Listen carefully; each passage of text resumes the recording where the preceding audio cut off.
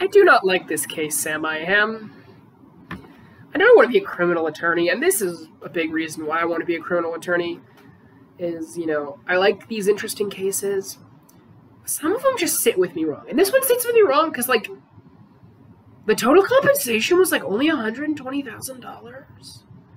And for whatever reason, I feel like it should be millions of dollars.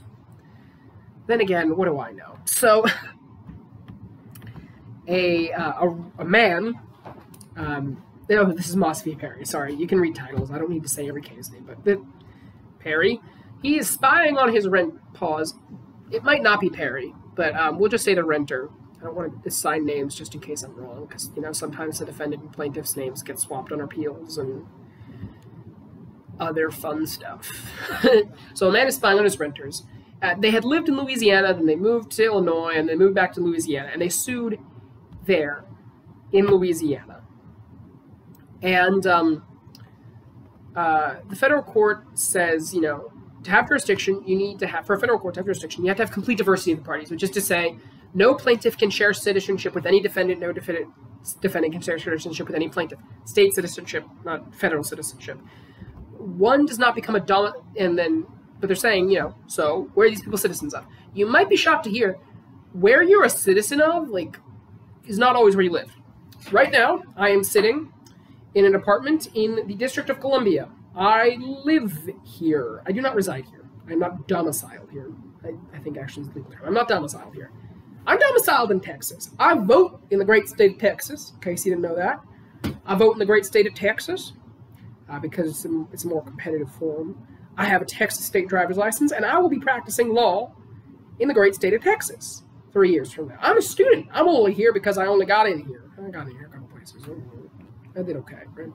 But I'm here because I got in school here, not because I want to live here. I am permanently domiciled in the state of Texas, and I will always be permanently domiciled in the state of Texas. Yeah, howdy. It's a really clear cut for me. For other people, not so clear cut. But the court makes it clear. If you do not establish a new domiciliary, your domiciliary that you held originally holds. So these guys, I said they were from Louisiana to Illinois to Louisiana. Mississippi is actually where they're from. That's true. They're from Mississippi. And that's where they got married. That's where they intend to live. Or realistically, they say, we don't know where we intend to live. And the court says, that's okay. You don't need to know where you intend to live. Remember, bad guys get no breaks. These guys are good guys. I forgot to tell you what the guy did. We'll get to that. But ultimately, the court says, you have a domiciliary, and it's where you establish domiciliary. You always have a domiciliary, therefore, until you establish a new one, your old one stays, even if you don't live there. Even if you have no connections, it's still your domiciliary. If you live in an RV, where you bought that RV, or I guess where you lived when you bought that RV, or whatever it is, right? Your permanent location of...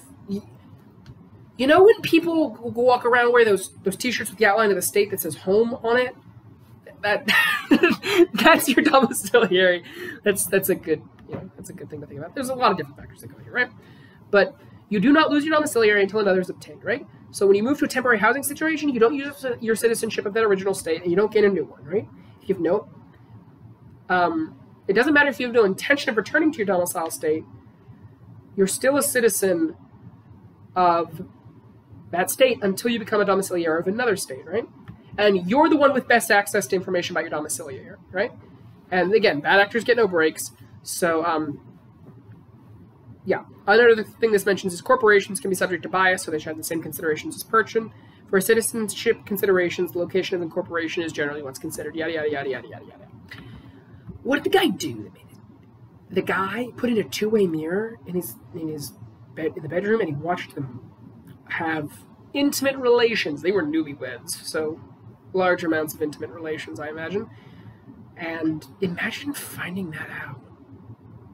Also, they gave the woman $15,000 and the man $5,000, which feels wrong, sexism-wise. But also, they should just get the building, I think.